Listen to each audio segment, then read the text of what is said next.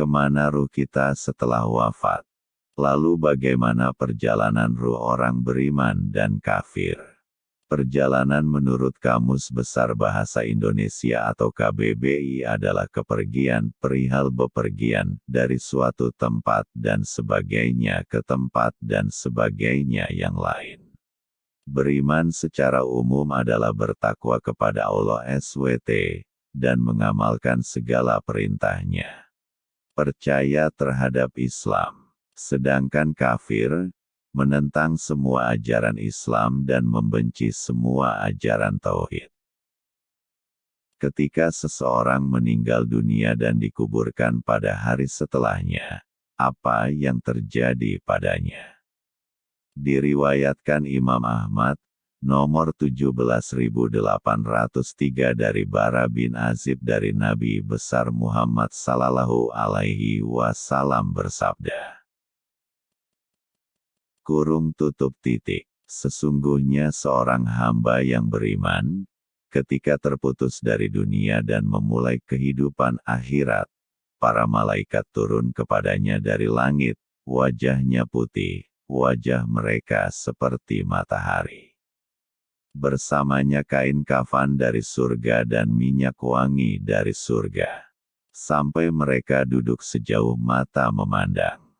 Kemudian didatangkan malaikat maut alaihi salam. Lalu dia duduk di kepalanya seraya mengatakan, "Wahai jiwa yang baik, keluarlah menuju ampunan dan keridhaan Allah." Maka ruh keluar lepas seperti tetasan air yang mengalir dari tempat minuman. Maka dibawanya ruh itu dengan sepenuh perhatian tidak lengah sedikitpun. Lalu dibawa dan diletakkan di kafan itu dengan minyak wangi itu, sehingga keluar darinya bau sangat wangi yang didapatkan di atas bumi. Berkata, kemudian dia dibawa naik olehnya, tidaklah melewati sekumpulan malaikat kecuali mereka mengatakan, "Apa gerangan ruh yang baik ini?" Mereka menjawab, "Ini Fulan bin Fulan," dengan menyebutkan nama terbaiknya yang mereka namakan di dunia. Hingga selesai dari langit dunia, lalu mereka meminta izin untuk dibukakan baginya, dan dibukakan untuk mereka, dan setiap makhluk di langit ikut menghantarkan sampai ke langit setelahnya sampai selesai di langit ketujuh. Maka Allah Azza wa Jalla berfirman, "Tulislah kitab hambaku ini di Iliyin dan kembalikan dia ke bumi. Karena saya ciptakan darinya dan ia dikembalikan dan nanti akan dikeluarkan lagi, maka ruhnya dikembalikan ke jasadnya, sampai datang dua malaikat dan mendudukkannya." Kemudian disebutkan hadits tentang pertanyaan kubur. Kemudian disebutkan mencabut ruh orang kafir dan mengatakan, mereka membawanya. Tidaklah mereka melewati sekumpulan malaikat melainkan mereka mengatakan, "Ruh busuk apa ini?" Mereka mengatakan Fulan bin Fulan, dengan nama terjelek yang mereka namakan di dunia. Sampai ke langit dunia, dan meminta dibukakan, namun tidak dibukakan untuknya. Kemudian Rasulullah sallallahu alaihi wasallam bersabda, "Sekali-kali tidak akan dibukakan bagi mereka pintu-pintu langit dan tidak pula mereka masuk surga, hingga unta masuk ke lubang jarum." Qs. Al-A'raf 40. Maka Allah Azza wa Jalla berfirman, "Tulislah kitabnya di sijin di bumi yang bawah." Kemudian dilemparkan ruhnya begitu saja dan dibacakan ayat 22. Barang siapa mempersekutukan sesuatu dengan Allah, maka adalah ia seolah-olah jatuh dari langit lalu disambar oleh burung, atau diterbangkan angin ke tempat yang jauh. Qs. Al-Hajj 31. Dan ruhnya dikembalikan ke jasadnya dan dua malaikat datang dan didudukkannya. Kemudian disebutkan pertanyaan kubur. Dinyatakan Sahih Albani dalam Sahih Al-Jami, 1676. Silahkan lihat jawaban soal No. 4395. Syekhul Islam Ibnu Taimiyah rahimahullah mengatakan, dalam hadits ini disimpulkan bahwa ruh tetap setelah berpisah dari badan. Berbeda dengan kesesatan orang-orang mutakalimin yang mengatakan bahwa dia naik dan turun, juga berbeda dengan kesesatan orang ahli filsafat yang mengatakan bahwa dia dikembalikan ke badan. Hadits ini juga mengandung pemahaman bahwa mayit ditanya maka dia akan diberi nikmat atau diazab. Majmu Fatawa 4/292. Diriwayatkan Ibnu Majah 4262 dari Abu Hurairah dari Nabi Sallallahu Alaihi Wasallam bersabda, mayit didatangi oleh malaikat. Kalau dia orang baik, para malaikat berkata, keluarlah wahai jiwa yang baik, dahulu berada di jasad yang baik. Keluarlah dengan mulia dan diberi kabar gembira dengan ruh dan raihan. Dan Tuhan tidak marah.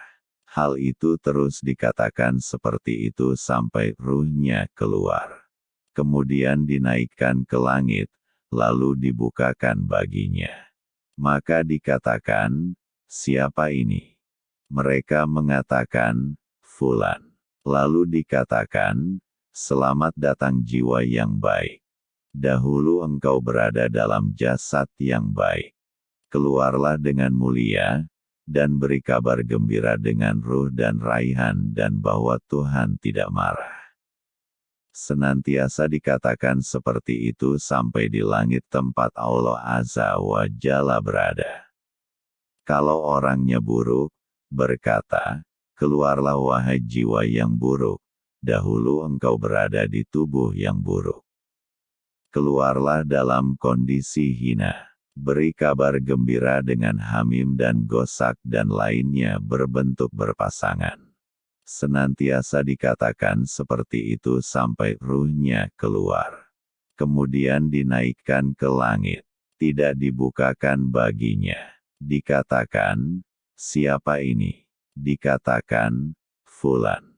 Dikatakan, tidak ada selamat datang dengan jiwa yang buruk. Dahulu di tubuh yang jelek. Keluarlah dalam kondisi hina. Sesungguhnya dia tidak dibukakan pintu-pintu langit. Maka dilemparkannya dari langit kemudian sampai ke kuburan. Disahihkan Al-Albani dalam Sahih Ibnu Majah. Pada dua hadits ini, ada penjelasan kondisi ruh setelah mati dan sebelum dikubur. Yaitu jika ruh seorang hamba mukmin, maka para malaikat memberikan kabar gembira sebelum dicabut dengan ampunan dan keridhaan Allah. Kemudian diolesi minyak wangi kemudian diangkat dalam kondisi bahagia menghadap Tuhannya Subhanahu wa Ta'ala. Maka Allah berfirman, catatlah kitab hambaku di Iliyin dan kembalikan dia ke bumi. Kemudian ruh dikembalikan ke jasad asalnya. Kemudian pemiliknya ditanya di kuburan, maka Allah kuatkan dengan jawaban yang pasti dan dihamparkan kuburannya sejauh pandangan mata. Kalau ruh orang kafir, maka para malaikat memberi kabar gembira dengan neraka dan kemurkaan Allah. Kemudian dinaikkannya dalam kondisi busuk, hina dan ketakutan. Pintu-pintu langit tidak dibukakan. Kemudian dilemparkan ke bumi dan dikembalikan ke jasadnya. Pemiliknya mendapatkan fitnah di kuburannya dan disempitkan dan didatangkan panas dan hembusan neraka. Masa antara dicabut ruh dan dikuburkan serta pertanyaan dikubur bagi orang beriman adalah rihlah pertama kali menuju kebahagiaan selamanya. Karena dia diberi kabar gembira dengan surga dan kenikmatan yang kekal. Ditulis pada kitabnya di Iliyin. Di sana ruh gembira dan bahagia, tidak sengsara selamanya. Sementara bagi orang kafir, itu adalah awal rihlah siksaan selamanya. Karena Allah murka kepadanya dan tidak diizinkan membuka pintu-pintu langit, tidak juga pintu rahmat baginya. Ditulis di kitab Sijil, di sana ruhnya sengsara, tidak bahagia selamanya. Syekhul Islam Ibnu Taimiyah rahimahullah mengatakan, seluruh hadits sahih dan mutawatir menunjukkan bahwa ruh kembali ke badan. Permasalahannya adalah jika dikatakan badan tanpa ruh. Ini pendapat yang dikatakan sebagian orang, tetapi diingkari oleh jumhur. Begitu juga permasalahan ruh tanpa badan. Ini dikatakan oleh Ibnu Maisarah dan Ibnu Hazm. Kalau seperti itu, maka dalam kuburan tidak ada pengkhususan untuk ruh. Majmu Fatawa, 5/446. Silahkan dilihat Fatawa Nurun, Alat Darbi karangan Syekh Ibnu Baz rahimahullah. 4/310-311. Kedua, permasalah ini termasuk masalah gaib, seharusnya orang muslim menerimanya, tidak bertanya tentang bagaimana caranya. Karena kehidupan barzah tidak seorang pun yang mengetahui cara dan esensinya kecuali Allah. Syekh Ibnu Utsaimin rahimahullah ditanya, sesungguhnya kematian manusia maksudnya adalah keluarnya ruh dari jasad. Ketika dikuburkan apakah ruh kembali ke jasadnya atau kemana ia pergi? Jika ruh kembali ke jasad di kuburan, bagaimana hal itu? Maka beliau menjawab, terdapat riwayat dari Rasulullah Sallallahu Alaihi Wasallam bahwa mayat ketika meninggal, maka ruhnya akan dikembalikan lagi kepadanya waktu dikuburnya. Dan ditanya tentang Tuhan, agama dan nabinya. Maka Allah kuatkan orang yang beriman dengan ucapan yang kuat di kehidupan dunia dan akhirat. Seraya orang mukmin mengatakan, Tuhanku Allah, agamaku Islam dan nabiku Muhammad. Sementara orang kafir atau munafik, ketika ditanya dia menjawab, hahaha, saya tidak tahu, saya mendengar orang mengatakan sesuatu dan saya ikut mengatakannya.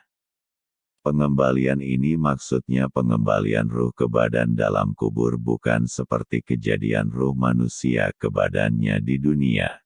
Karena ia kehidupan barzah kita tidak mengetahui hakikatnya.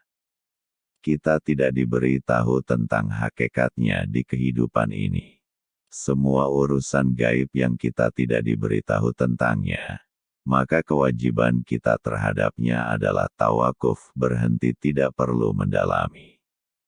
Berdasarkan firman Allah Ta'ala, 36, dan janganlah kamu mengikuti apa yang kamu tidak mempunyai pengetahuan tentangnya. Sesungguhnya pendengaran, penglihatan dan hati, semuanya itu akan diminta pertanggungan jawabnya. Qs. Al-Isra, 36.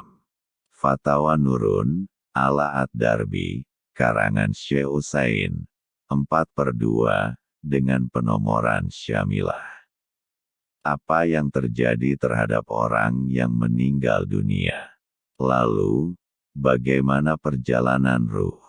Dalam kitab Bahjatul Anwar, disebutkan tahapan perjalanan ruh orang yang wafat.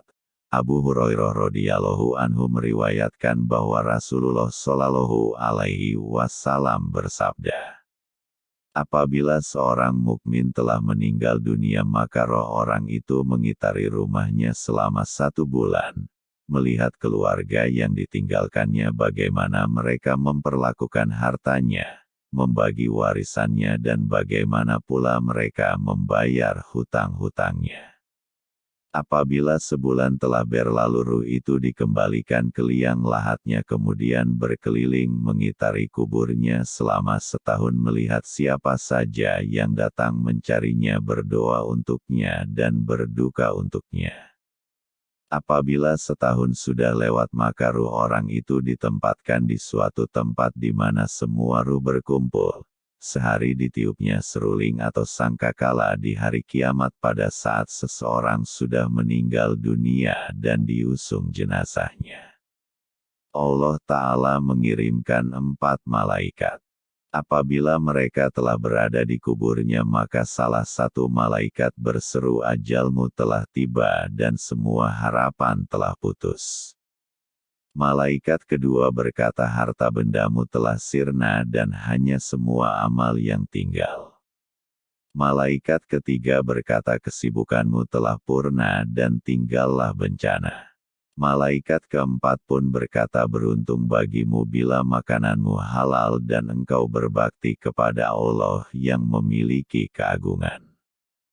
Rasulullah Shallallahu Alaihi Wasallam bersabda, keadaan mayat di dalam kubur tak ubahnya bagaikan orang yang tenggelam minta pertolongan. Abu Bakar As-Siddiq berkata, barang siapa yang masuk kubur tanpa bekal. Allah berfirman dalam surat Al-Ankabut ayat 56 hingga 59, hamba-hambaku yang beriman sesungguhnya bumiku ini luas maka sembahlah aku saja tiap-tiap yang berjiwa akan merasakan mati. Kemudian hanyalah kepada kami kalian dikembalikan dan orang-orang yang beriman dan mengerjakan amal-amal saleh. Sesungguhnya akan kami tempatkan mereka pada tempat-tempat yang tinggi di dalam surga yang mengalir sungai-sungai di bawahnya mereka kekal di dalamnya. Itulah sebaik-baik balasan bagi orang-orang yang beramal soleh yaitu yang bersabar dan bertawakal kepada Tuhannya. Itulah perjalanan ruh orang yang meninggal. Intinya sebagai seorang muslim sebaiknya kita senantiasa berbuat kebaikan dan melakukan amal soleh demi meraih ridho Allah. Janganlah menjadi makhluk yang rugi tanpa membawa bekal saat meninggalkan dunia ini. Kemudian, mayoritas umat muslim di Indonesia dan Malaysia mengadakan tahlilan untuk mendoakan orang yang baru saja meninggal. Ini biasa dilakukan pada hari